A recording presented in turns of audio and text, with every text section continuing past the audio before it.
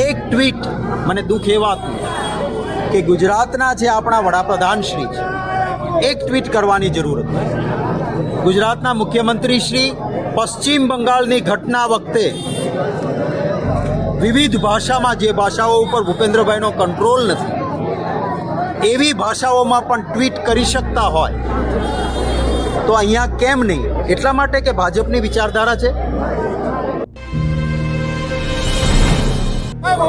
કોઈ પણ સભ્ય સમાજની વ્યક્તિનું હૃદય દ્રવી ઉઠે, માથું શરમથી તૂટી જાય.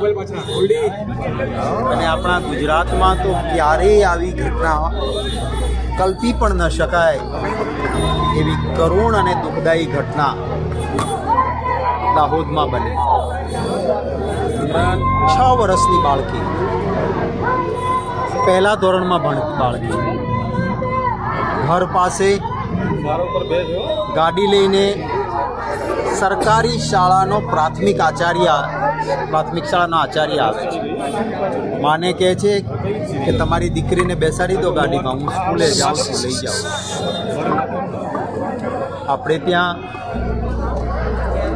ગુરુનું સ્થાન એ ઈશ્વર કરતાં પણ આપણે મોટું આંકીએ છીએ. આપણે ત્યાં એવું કહેવાય છે કે ગુરુ ગોવિંદ દોનો ખડિયો સાર, કિસકો પહેલે લાગો પાય, બલિહારી ગુરુ આપકી ગોવિંદ ભયો આજ. એટલે ઈશ્વર કરતાં પણ પ્રથમ સ્થાન આપતા હોઈએ. વિશ્વાસે દીકરીને, 6 વર્ષની બાળકીને ગાડીમાં બેસાડે છે.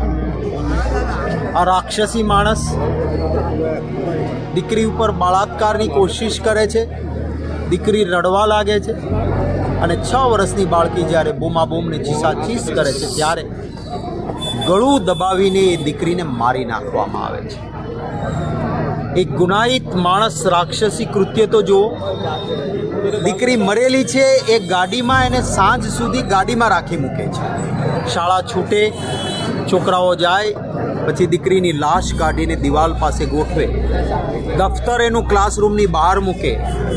પોતે ગાડી લઈને ગોધરા જાય, ગાડી આખી વોશ કરીને આવે કે જેથી પકડાય તો તકલીફ ના પડે. ગુનાહિત માનસિકતા જુઓ. અને પોતાની જાતને સમાજ સુધારક ગણાવે. એના ફેસબુક ઉપર RSSના કેમ્પમાં ટ્રેનિંગ લીધી છે, RSSનો પ્રચારક છું, ભારતીય જનતા પાર્ટીની વિચારધારાના માટે મતો માંગવા નીકળતો માણસ. આ છે સાચું ચાલ ચલન અને ચરિત્ર ભારતીય જનતા પાર્ટીની વિચારધારા. એક ટ્વીટ મને દુઃખ એ વાતનું કે ગુજરાતના જે આપણા વડાપ્રધાન શ્રી છે, એક ટ્વીટ કરવાની જરૂર હતી. ગુજરાતના મુખ્યમંત્રી શ્રી પશ્ચિમ બંગાળની ઘટના વખતે વિવિધ ભાષામાં, જે ભાષાઓ ઉપર ભૂપેન્દ્રભાઈનો કંટ્રોલ નથી, એવી ભાષાઓમાં પણ ટ્વીટ કરી શકતા હોય તો અહીંયા કેમ નહીં? એટલા માટે કે ભાજપની વિચારધારા છે. દર વખતે ભાજપના આવા ક્યાંય હોય ત્યારે એક નિવેદન આવે નાયબ ગૃહમંત્રીનું, કોઈ ચમરબંધીને નહીં છોડીએ. અને પછી જોયું છે આપણે કે ભાજપવાળાને કોઈ તકલીફ પડતી નથી. આ ગુનાહિત માનસિકતા સામે એક જવાબદાર રચનાત્મક વિરોધ પક્ષ તરીકે અમે પદયાત્રા કરીને અમારો વિરોધ દર્શાવીએ છીએ. પોસ્કોની અને 302 મર્ડરની કલમો લાગે, તાત્કાલિક કેસ ચાલે, ફાંસીની સજા. આવા રાક્ષસ માટે કોઈ દયા ન હોય છે અને એટલા માટે ફાંસીની સજા થાય. વડાપ્રધાન શ્રી અને ગુજરાતના આપણા મુખ્યમંત્રી શ્રી મૌન છે એ અકળાવે છે સૌને ગુજરાતી. ક્યાંક બીજા રાજ્યોમાં જ્યાં ભાજપ સિવાયની સરકાર હોય, ક્યાંય પણ ઘટના બને ખરાબ છે, ક્યાંય પણ ગુનેગાર હોય તો કડક હાથે કામ લેવું જોઈએ. ભલે કોઈ પણ સરકાર હોય, કોઈ પણ પક્ષ સાથે હોય, કોઈ પણ શખ્સ હોય, પણ ત્યાં થાય ત્યારે ચારે બાજુ કેન્ડલ યાત્રાઓ, ચારે બાજુ ભાજપ આખું રોડ પર ઉતરી પડે.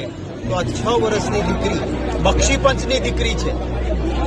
હજુ તમને એની ચિંતા નથી? કારણ કે ગુનો કરનારો તમારી વિચારધારાનો પ્રચારક છે એટલે તમે મૌન બેઠા છો.